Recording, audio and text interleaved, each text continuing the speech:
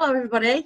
So this is my first recorded assembly of 2021 and I'm going to tell you a story today called Round the Corner, and you'll see why I've chosen to tell you this story as you listen to it. So it was the start of a new school day and Jenny was taking a message to the school bursar. She loved taking messages to her teacher and always felt proud when she was asked to do so. Jenny recited the message in her mind as she walked so she wouldn't forget it before she reached the office. I do that a lot when I'm going on a message and I think, let's remember what I've got to do. She often did that. She'd feel embarrassed if she arrived at the office and she'd forgotten what she had to say.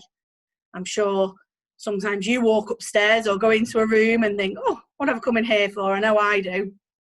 Now, Callum was also hurrying along the corridor. He was already late and knew that lessons would have started before he got into class. Callum hated being late, especially when it was his little brother who was to blame. It was his little brother always had to lose something as they were leaving the house. It made him very cross. Callum quickened his pace and soon he was running along the corridor. He knew, just like you know, that he wasn't allowed to run in school, but he just couldn't help it. His classroom was just around the corner and he could hear Mr. Lawson telling the class to get their books out. Almost there, then bang!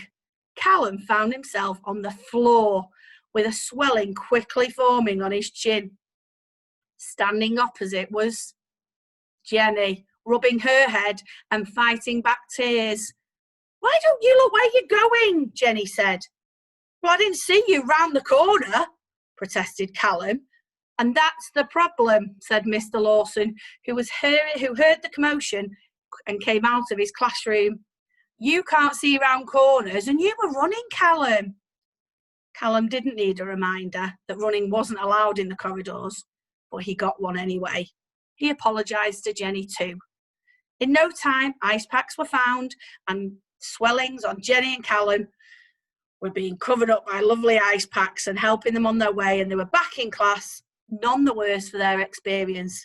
Jenny even remembered to give that message to the bursar. So that was interesting what Mr. Lawson said. You were running and you didn't know what was round the corner. Now, there was nothing that Jenny could have done about the accident in the corridor. She couldn't see Callum coming, so she couldn't avoid it happening. And Callum couldn't see Jenny round the corner, but if he hadn't been running, he would have been able to avoid the collision. And that's a bit like now, we're at the start of a new year. We don't know what this year is going to bring. At the start of 2020, last year, we didn't know what lay ahead. And it was as if everything was around the corner. And there were lots of surprises in 2020 because we couldn't see around the corner. We didn't know to expect all the things that have happened.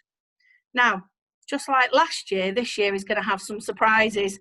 We've already had one surprise with schools not opening and you having to work from home. But there are things that you can do nothing about, and we have to face them as best we can. And I know that that's what you're doing, and we're going to help you and your families to face what's around the corner as best as we can, and we'll all get through it together. However, there are some things that you can do something about. So Callum, for example, will remember next time he's late not to run in the corridor because he doesn't know what's around the corner and he might bump into somebody else, and this time he might not just get away with the bump, he might really be hurt, or the other person might be really hurt. So Callum's hopefully going to learn from that mistake, and next time he'll think, I might be a minute later to class, but everybody will be safe. And that's what you can do this year. You can have a think about the things you can change. What little mistakes have you made in the past? What could you resolve to do differently? It might be that you've had your bedroom untidy. It might be that you've had to be asked 2 or 3 times to do something. It might be that you've not finished your work when you're supposed to. Whatever it is, I want you to try and resolve or make a promise to do things differently. They're the things you can change. And if you want to write about your your New Year's promise that you'd like to change, and or draw a picture, or even have a picture taken of you doing your promise, then you can send it to me.